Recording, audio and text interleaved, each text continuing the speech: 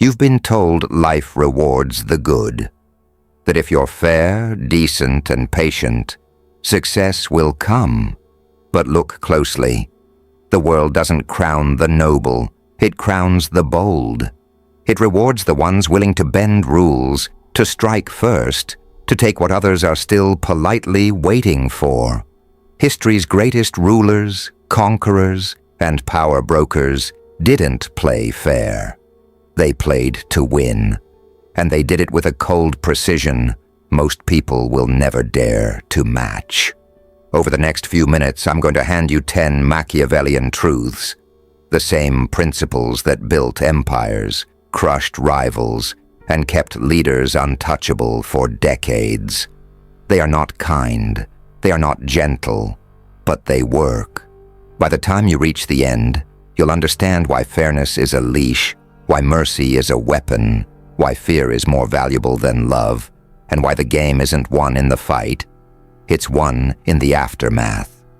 This is not a motivational speech.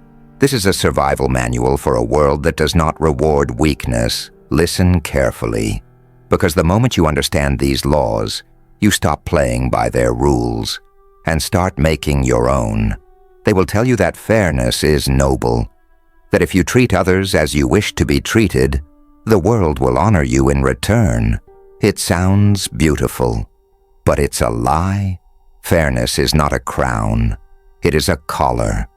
The moment you commit to it, you give others the blueprint for your behavior.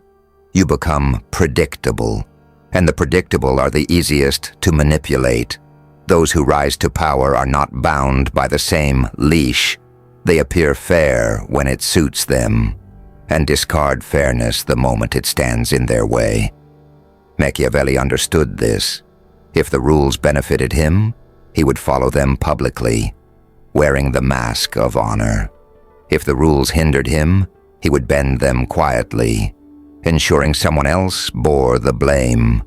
He would give the people the image of a just ruler, not because he believed in justice for its own sake, but because the appearance of it kept the streets calm and the allies loyal.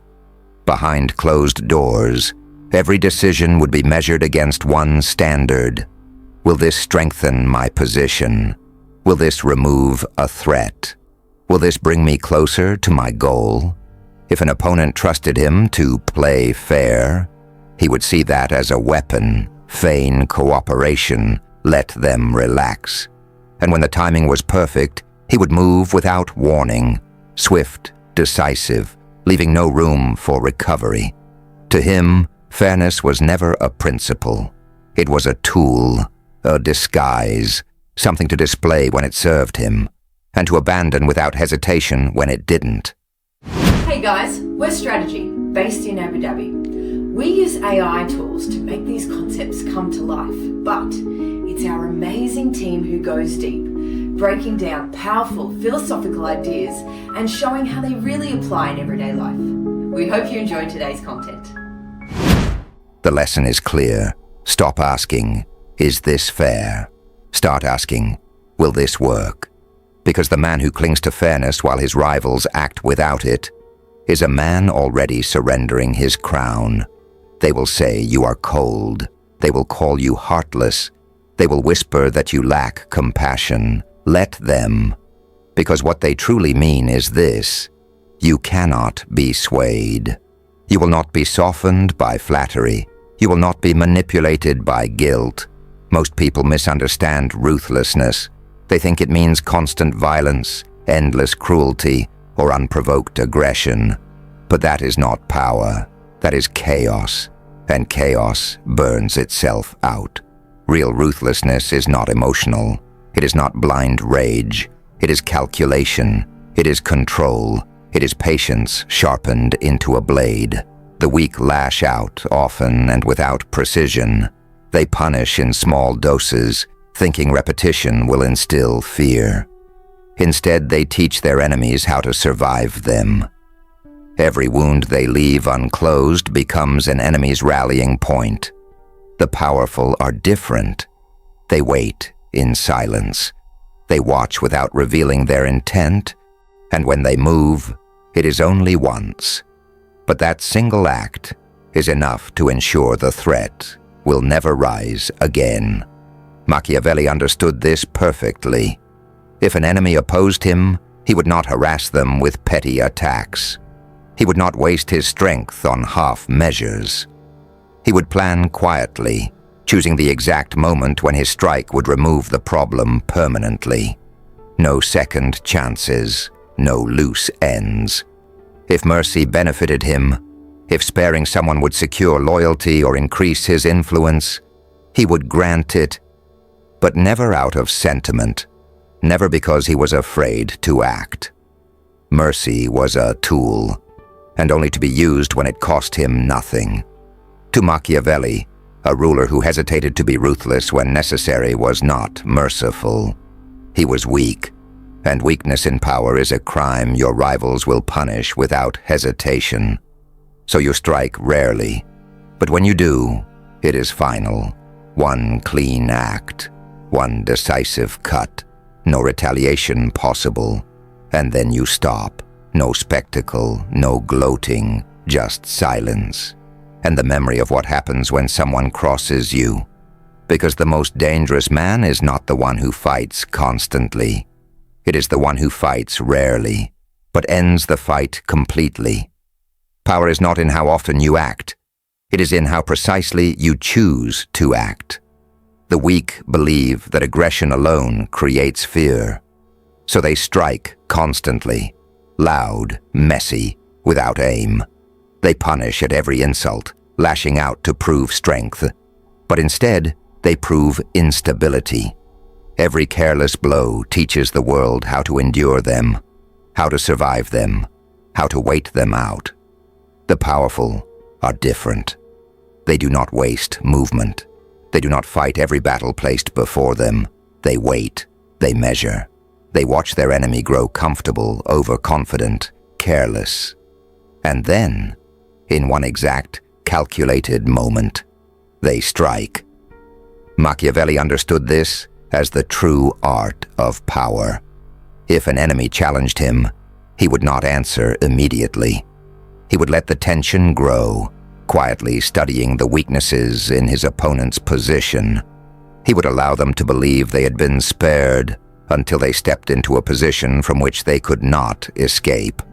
Then, with one clean act, he would remove them completely, not in anger, not in chaos, but with surgical precision, the kind of cruelty that needs no repetition because it leaves no survivors. And it would never be hidden. Machiavelli knew that a strike done in silence teaches no lesson. So he would allow others to see the result, not the blood, not the violence, but the unmistakable fact that the rival was gone, and gone for good. The message would be clear without a word spoken: cross this line, and you will not return. The genius of precision is that it reduces the need for future action. When done correctly, one decisive act can prevent a dozen battles. Your reputation will spread ahead of you, carrying the warning that you do not strike often, but when you do, it is final. This is not about being feared for your temper. It is about being feared for your aim. The loud man wins attention. The precise man wins submission. So you bide your time. You choose your target. And when you move, you do it once, and you do it right. The danger removed, the message delivered. That is precision in power. Power is never just about what you do. It's about what people believe you've done. The naive think actions speak for themselves. They imagine truth will rise to the surface, that facts alone will secure their legacy. But in the real world, actions are mute until someone gives them a voice. And if you don't tell the story first, someone else will. And they will write you as the villain. The powerful understand this. They know the aftermath matters more than the act itself. The move you make is just the blade. The story you attach to it is the sheath that keeps it from cutting you. Machiavelli mastered this art. If he needed to destroy a rival, he would never present it as ambition. He would present it as justice, a necessary act to protect the people, to restore order, to prevent chaos. He would whisper the reasoning long before the action was taken, planting seeds in the right ears so that when the moment came, the conclusion felt inevitable. By the time his strike fell, the public would see it not as cruelty, but as a service. And he would never stop at controlling his own image. He would shape his enemies as well. If a rival was planning to challenge him, he would paint them as reckless before they moved, greedy before they took, cruel before they lifted a finger. Then when they finally acted, the world would nod and say, "We knew it all along." Their own moves would confirm his story, not theirs. The weak act first and explain later. The strong shape the explanation before they act. By the time the blade is drawn, the audience already knows which side they are supposed to cheer for. Lies are crude weapons. Narratives are elegant. They twist reality until even the truth looks false. The most dangerous narrative is the one with no visible author. If they can't trace it to you, they can't fight it. And if they can't fight it, they will believe it. Control perception, and you control memory. Control memory, and you control history. And when history is written in your favor, even your enemies will defend your name without realizing they are serving you. That is the power of the narrative. Without it, even the strongest act will fade into misunderstanding. With it, every move becomes destiny. Love is fragile. It shifts with moods, with convenience, with the changing winds of ambition. A man who loves you today may betray you tomorrow if love becomes inconvenient. But fear endures. Fear is steady. Fear survives doubt. Fear overrides temptation. It compels obedience even when loyalty has died. This is why Machiavelli wrote, "It is safer to be feared than loved." Not because love is worthless, but because fear is harder to break. The art is not in creating open terror. That breeds rebellion. The art is in building a reputation so decisive, so unflinching, that no one doubts what will happen if they cross you. You don't need to roar. You don't need to strike often. But the rare times you do, the world remembers. Machiavelli would never rely on charm alone to hold power. If charm served him, he would use it. But behind that charm, he would cultivate a quiet certainty in the minds of all who dealt with him. That if they defied him, the cost would be unbearable. He would make his capability unmistakable without ever having to prove it twice. Fear, when built correctly, needs little maintenance. The powerful do not punish constantly. That makes them look insecure. They punish rarely, but when they do, it is absolute.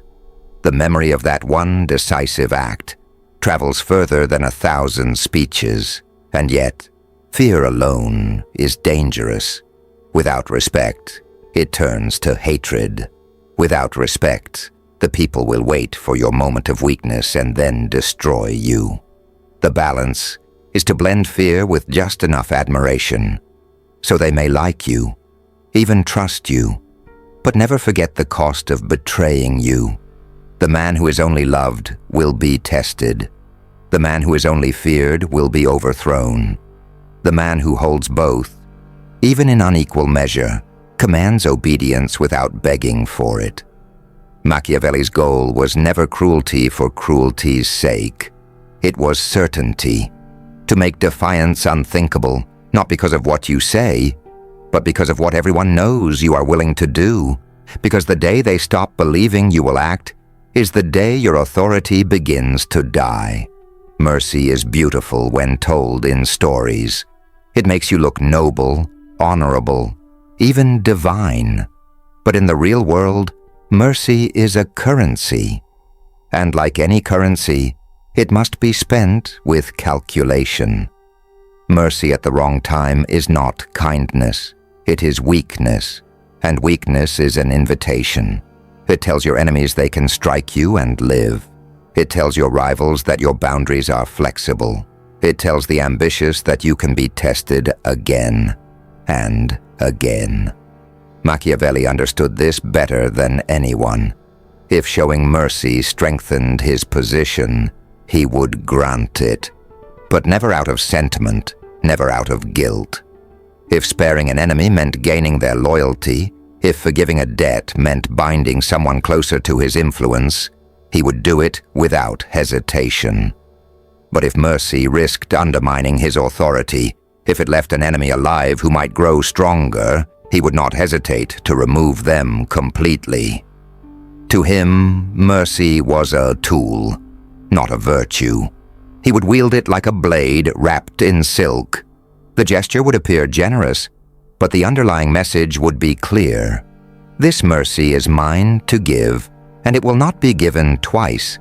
The powerful forgive selectively. They choose moments when mercy serves as proof of their control, not as evidence of their softness. They grant it when it costs them nothing, when it leaves them stronger, when it reinforces that forgiveness comes only from a position of dominance. And when they refuse mercy, they make it absolute.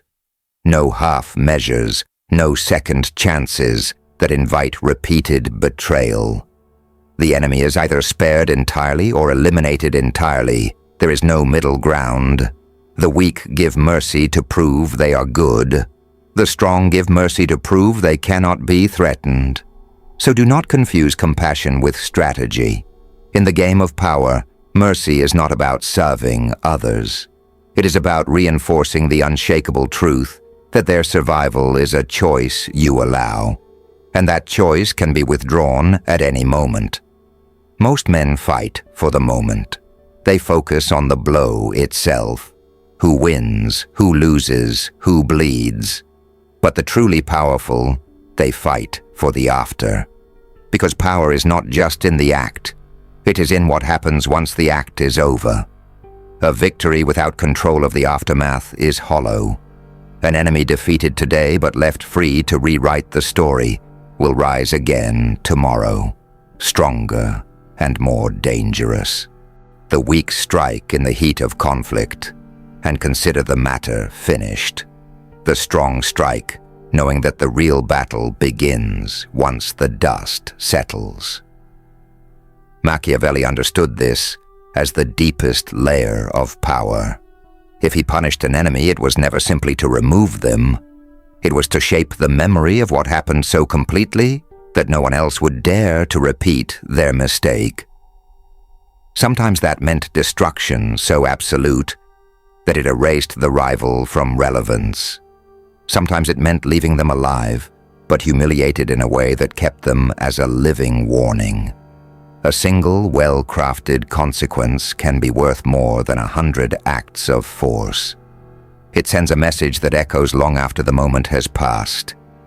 Defy me, and you will pay in a way you will never recover from. The art is in precision. Too much punishment and you breed rebellion. Too little and you invite further defiance. The consequence must be exact. Enough to end the problem and to brand the lesson into the minds of everyone watching. Machiavelli would never outsource this to chance. He would never let the outcome be dictated by emotion. He would decide the cost of betrayal before the betrayal even occurred. And when the moment came, the punishment would land exactly as planned.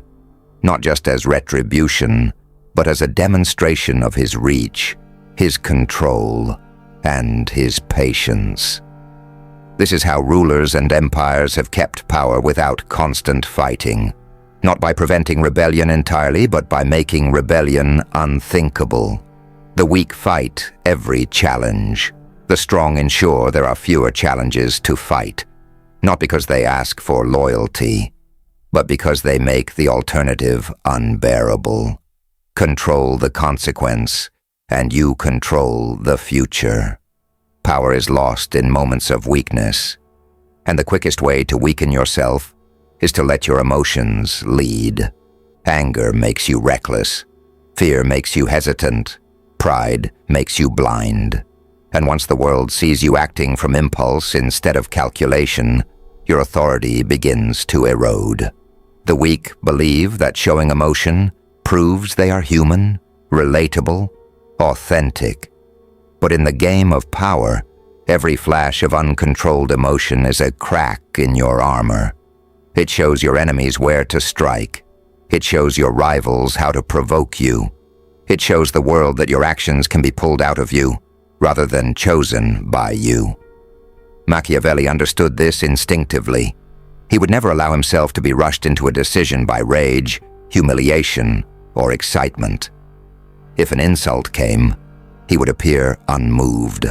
If a betrayal struck, he would not retaliate in a frenzy. He would wait, let the offense ripen, and then respond in a way that was deliberate, exact, and final. To Machiavelli, composure was not passivity. It was camouflage. It made him unpredictable. Those who wanted to manipulate him could never be certain if they had struck a nerve, or if he was simply biding his time. When he punished, it was never from a place of anger. Anger clouds the aim. Instead, he struck from calculation, not just to hurt, but to achieve the precise outcome he desired. His enemies would learn that provoking him did not bring a hot, sloppy outburst. It brought a cold, surgical response they would regret for the rest of their lives. The powerful never allow others to see them lose control. They keep their tone steady, their movements measured, their timing their own. Because in power, the man who moves second, but moves with precision, always wins. So you watch, you measure. You strike only when the result is certain, and when your strike will be remembered. No outbursts, no wasted motion, just cold, undeniable control. The world should never know what you are feeling, only what you have decided. The loud man tries to hold power with speeches, promises, and demands. The wise man holds power with something far stronger, dependency. When people need you, they cannot turn against you. When their success, survival, or reputation is tied to yours, loyalty is no longer a favor. It is self-preservation. This is the foundation of lasting power, not fear alone, not respect alone, but leverage, the invisible chains that bind others to your will, whether they like it or not. Machiavelli understood this better than anyone. He would never wait for loyalty to be tested in the open. Instead, he would work quietly to ensure that every ally, every subordinate, every supposed rival owed him something they could not repay without losing more than they gained. Sometimes it was resources, making himself the only source of what they needed most. Sometimes it was opportunity, giving them success that could only continue through his favor. And sometimes it was secrets, truths that, if revealed, would cost them everything. He would weave this web silently, never bragging, never showing his hand.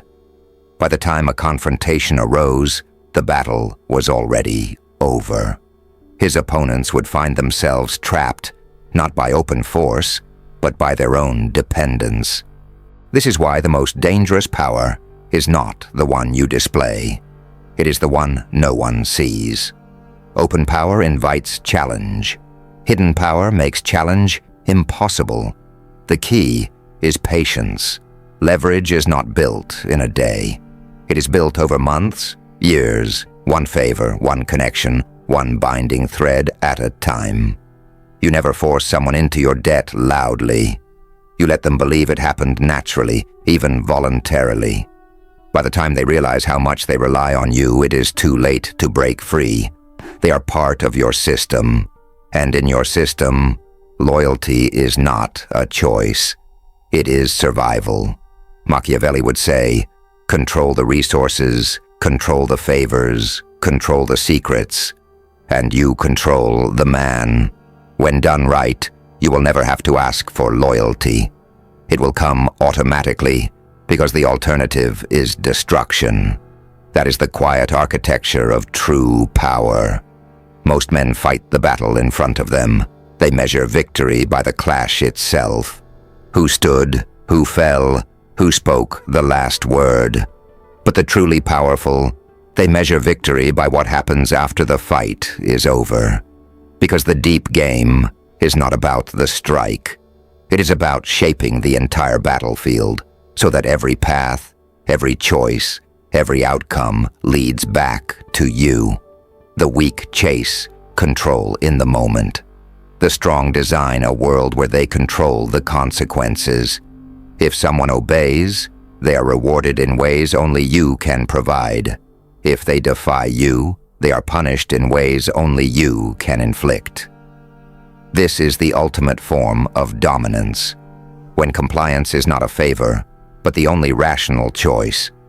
Machiavelli understood this with precision.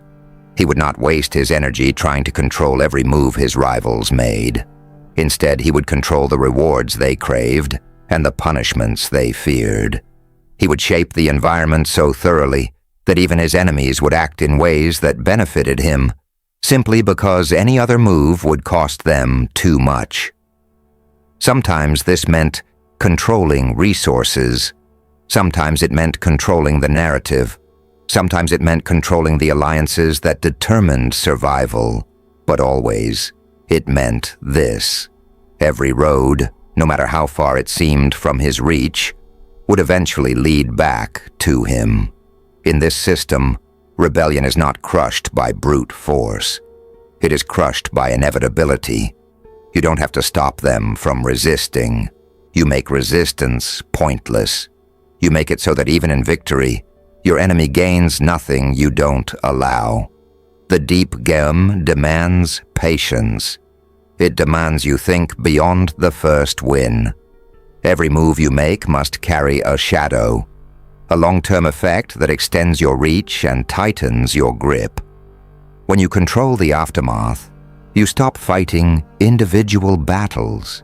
You become the architect of the entire war, and in that war, no matter how the pieces move, the end is always the same.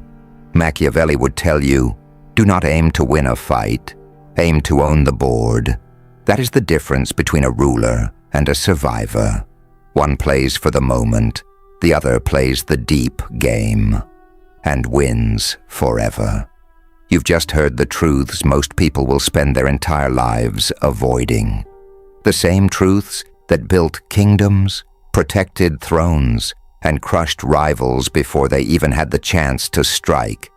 These are not theories, they are weapons, and in the hands of the decisive, they are unstoppable. But remember, power is not taken once and kept forever. It is maintained daily in the way you think, the way you act, and the way you control what happens after you move. Most people will keep playing the surface game, chasing fairness, waiting for luck, hoping to be liked. Let them. You now know the deeper game. You know that the world does not reward the most moral. It rewards the most prepared, the most precise, the most willing to do what others won't. So from this moment forward, stop asking for permission. Stop waiting for the world to play fair. Build your leverage, control your narrative, decide the consequences, and make sure every road leads back to you. Because in the end, power doesn't belong to the man who moves first. It belongs to the man who decides how the game ends. Thanks for spending time with us. If this sparked a new way of thinking, hit like and subscribe to keep the ideas flowing. And don't forget, check the description for the links to the original books and resources we used today. We'll see you in the next one.